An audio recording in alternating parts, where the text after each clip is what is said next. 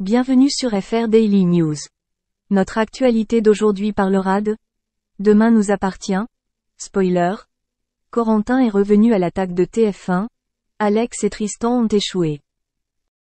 Alors que le retour de Corentin surprend tout le monde dans les épisodes Demain nous appartient diffusés du lundi 13 novembre au vendredi 17 novembre 2023 sur TF1, Luna et Camille forment une alliance peu probable. La police enquête pour savoir qui a attaqué Dorian, Lizzie, Nathan, Luna, Camille et Corentin lors de la soirée des Halloween.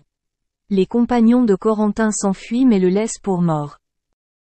Ils l'ont vu se faire électrocuter et ont ensuite été contraints de continuer à avancer sans pouvoir le voir. Lorsque la police les a retrouvés et vérifié le hangar, ils n'ont pas retrouvé le corps de Corentin mais ont trouvé du sang. Dévasté à l'annonce du décès de son fils, Laurent a ensuite repris espoir. Corentin revient sur TF1. Corentin n'est pas encore mort, mais il ne souhaite clairement pas que cela soit connu. Il se cache de la police et cache quelque chose, mais ses intentions sont encore inconnues.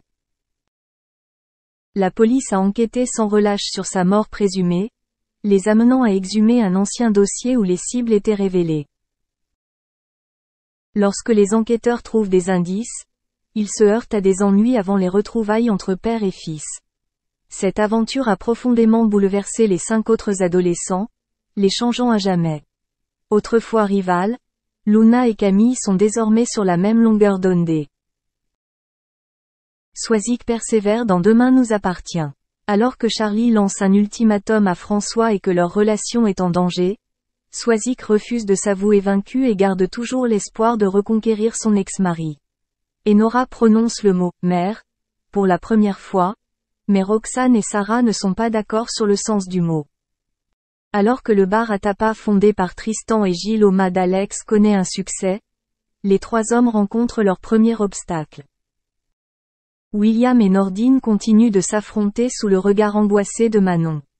De son côté, Victoire joue Cupidon, mais rien ne se passe comme prévu. Merci d'avoir regardé et à la prochaine vidéo. N'oubliez pas de vous abonner à notre chaîne. En attendant, faites-nous part de vos commentaires dans la section commentaires ci-dessous. La guerre est-elle déclarée entre Julien Tanti et Magali Berda? En effet, depuis quelques jours, le plus célèbre des Marseillais semble attaquer sur les réseaux sociaux celle qui était autrefois son agent. Un clash sur lequel Sam Zira et ses chroniqueuses sont revenus sur le plateau de l'émission AJA diffusée sur YouTube. Ainsi, la chroniqueuse Ginda a révélé que d'après ses sources, Manon Marceau et Julien Tanti auraient quitté Shona Events, l'agence de Magali Berda, car celle-ci leur devrait la somme de 400 000 €, pas moins que ça. Sam Zira, qui a eu vent des mêmes informations précises pour sa part au moment où je vous parle, il y a une action en justice apparemment. Je crois très sincèrement que Julien et Manon ont démarré une action en justice sur le sol des Émirats Arabes Unis pour pouvoir récupérer cette somme entre 400 000 et 500 000 €. Des informations démenties directement par Magali Berda. Cette dernière a donné sa version des faits à Anissa, la chroniqueuse a ainsi pu expliquer. Julien et Manon auraient signé un contrat en effet avec Magali qu'ils n'auraient pas honoré. Ils auraient donc cassé leur contrat. C'est pour cela qu'elle a mis en stand-by leur argent et ne veut pas leur donner, parce qu'ils n'ont pas tout simplement honoré leur contrat. Si elle porte plainte contre Julien et Manon, ils lui devraient 900 000 €. Qu'en est-il vraiment? Mystère. Ce qui est sûr en revanche, c'est que les deux